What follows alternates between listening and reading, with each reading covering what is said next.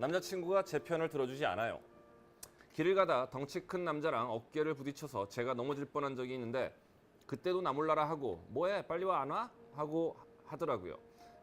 어깨를 부딪혀서 넘어질 뻔했는데 그럼. 뭐해 빨리 안 와? 이거는 만약에 여자친구가 이렇게 가다 이렇게 빡 쳐가지고 남자를 빡 쳐가지고 남자가 아, 뭐야 했을 때 그랬으면 걔가 잘못한 거잖아. 여자친구가 잘못한 거잖아. 그때는 사실 편을 들면 안 되지. 뭐해? 아, 죄송합니다 하고 오겠지. 근데 이거는 남자가 그냥 친 거네. 근데 넘어지려고 했는데 뭐해? 빨리 안 와? 여기까지는 이해해요. 근데 취객이 와가지고 시비 걸고 내 여자친구한테 몇 살이냐 치마 입고 다니면서 꽃이냐 이딴 말 하면은 이거 가만히 있으면 이건 아니지. 참. 이건 진짜 아니지. 이거는 사실. 공포증 때문에 사랑하는 남자의 고백을 거절했어요. 얼마 전 결혼식 피로연에서 그 사람을 만났어요. 정말 한눈에 반했습니다. 의사라는 그 사람은 싱글이라고 했습니다. 그리고 저에게 말을 걸었어요. 아, 진정한 사랑은 이런 식으로 이루어지는 건가? 저는 꿈길을 걷는 듯 했습니다. 그런데 다음 만남에서 청천벽력 같은 소리를 들었습니다. 그가 의사는 의사인데 수의사라는 거죠. 저에게는 개 공포증이 있습니다. 어이구. 개만 보면 벌벌 떨고 오줌이 찔끔 나올 정도로 무섭습니다. 어릴 적에 외가에 갔다가 큰 세퍼트에 다리를 물려 끌려간 적이 있거든요. 피투성이 된 다리보다 끌려갈 때의 악력을 잊을 수가 없어요. 울컥 눈물이 났어요. 몇 년 만에 이상형을 만났는데 이루어질 수 없는 사이라니. 이 남자 놓치고 싶지 않은데 개 공포증 고칠 수 있는 건가요? 잠깐만 이거 사연 형이 보낸 거 아니에요? 그 다음에 여기서 네 무조건 받을 수 있죠. 네 제가 상담을 해봤는데 아 저희 병원으로 오세요. 해드리겠습니다. 이렇게 하려고 지금 손님 끌으려고 이거 형이 보낸 거 아니에요? 그 딘딘 모든 말을 하고 나서는 말에 대한 책임을 져야 되는 거예요. 아 죄송합니다. 그걸 까먹고 있었어요 제가. 그래서 이거는 이제 제 전문 분야니까 간단히 말씀을 드리면요. 일단 특정 공포증 중에 하나로 이제 동물 공포증, 그 중에서도 강아지 공포증이 있는 분인 것 같은데요. 본인이 정말 꿈에 그리던 이상형이고 내가 너무 가까워지고 싶고 알고 싶고 만나고 싶은 사람이라면 이 기회에 한번 치료를 받아보시는 것도 괜찮지 않을까 싶습니다. 왜냐하면은 강아지 공포증이 있다면은 요즘에 반려동물이 워낙 많다 보니 그 일상생활하는데 분명히 지장이 있을 가능성이 크거든요. 그러니까 길 가다가도 뭐 산책 나온 강아지만 있어도 그냥 오돌오돌 떨면서 못 움직이고 굉장히 깜짝깜짝 놀라면서 그런 경험들을 많이 하셨을 텐데 공포증 치료 방법이 몇 가지가 있어요. 그래서 전문 클리닉에 가서 이 강아지 공포증에 대한 치료를 한번 받아보시고요. 그리고 이 부분에 대해서는 그 상대방에게 오픈을 하는 게 좋습니다. 아 내가 이런 네. 게 있다. 난 당신이 정말 좋고 당신과 가까워지고 싶은데 내가 어렸을 적 이런 트라우마로 인해서 이런 강아지 공포증이 있다. 그래서 내가 좀 더 서서히 그런 것들을 고치고 받아들일 수 있게 시간을 달라라는 얘기를 꼭 전하셔야 상대방이 실수를 안 할 수 있거든요.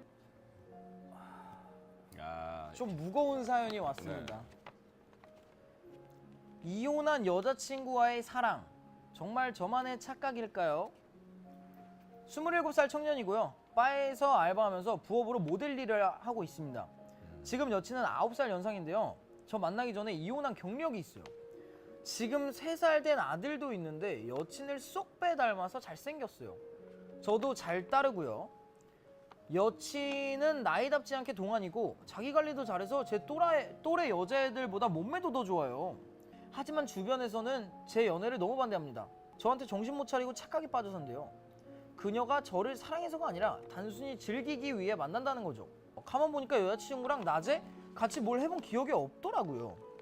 거의 주말 밤에 만나서 클럽 가고 술 마시고 하룻밤 보내고 그녀에게 같이 여행도 가고 취미생활도 하자고 했더니 당분간은 바쁘답니다. 그리고 또 주말 밤에 한 번 보고 매번 같은 패턴. 친구들의 비난에는 익숙해졌지만 이제는 제 자신이 자꾸 약해지네요. 이게 친구들이 뭐라고 하잖아요. 근데 사실 친구들이 다 뭐라고 하면은 그건 이유가 있어요 항상. 딘딘이 내가 생각보다 되게 똑똑해요. 그쵸. 친구들이 한두 명이 뭐라고 하는 거는 큰 의미가 없지만 다 같이 뭐라고 할 때는 그거는 다시 생각해 봐야 된다고 하는 게 실제로 우리가 콩깍지 씌인다는 게 뭐냐면 내가 감정적으로 상대방한테 굉장한 호감이 있을 때는 상대방의 모습에 대해서 객관적으로 바라볼 수가 없어요. 내가 보고 싶은 방향으로만 보거든요. 그래서 내가 바라보는 주관적 시각하에서는 그 사람은 나에게 굉장히 좋은 사람으로만 포장이 되는 경우가 많아요. 근데 그래서 주변 사람들이 동일하게 여러 명이서 같은 문제에 대한 얘기를 한다 그러면 그건 좀 다시 생각을 해볼 필요는 분명히 있을 것 같고, 근데 이제 딘딘한테 요거는 얘기해주고 싶은 게, 아니 왜 평일 날 밤에는 못 만나고 주말 밤에만 만나? 아이가 3살이면요, 이 엄마가 평일 밤에 아이 혼자 놔두고 재워놓고 나온다면 그게 더 문제예요, 사실은. 혼자서 아이를 봐준다는 전제 하에서라면 평일 내내 아마 자기가 혼자서 다 아이를 케어하고요. 아마 주말에 토요일 밤 하루 정도는 아마 뭐 친정 어머니나 아빠한테 보내거나. 가까운 사람이 누군가가 도와줄 가능성이 크지 않을까라는 생각은 들어요, 사실. 그래서 저희의 결론은 뭐죠? 저는 사실 고예요. 저는 고인데 대신 이 남성분이 자기가 그냥 이 여자분이 지금 좋아 죽겠는 거, 혹은 이 여자분과 뭔가를 자꾸 자기 혼자 그림을 그리지 말고요. 아까 얘기 나온 대로 천천히 시간을 가지고 여성분이 정말 좋다면 이 여성분이 느끼고 있는 감정들, 처해 있는 상황, 이 여성분의 지금 현재 삶에 대한 이해를 하면서 그럼에도 불구하고 내가 감당할 수 있는지를 생각을 해보셨으면 좋겠어요. 딘딘. 저는 사실 스톱인데 그 이유가